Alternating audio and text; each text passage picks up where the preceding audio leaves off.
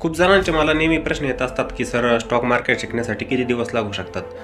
तर हे बघा, शेअर मार्केटमध्ये आपण नेहमी विद्यार्थी बनूनच काम केलं पाहिजे. ठीक आहे, असं नाही की मला पूर्णपणे मार्केट जमतं आहे, मी त्यामध्ये नेहमी प्रॉफिटच बनू शकतो, असं कधी होत नसतं. ठीक आहे, शेअर मार्केटमध्ये लॉसेस पण आपल्याला होत असतात. पण चांगलं काम करण्यासाठी म्हणजे एक चांगलं मार्केट समजण्यासाठी आपल्याला जवळजवळ 3 वर्ष तर मार्केटमध्ये द्यावेच लागतात.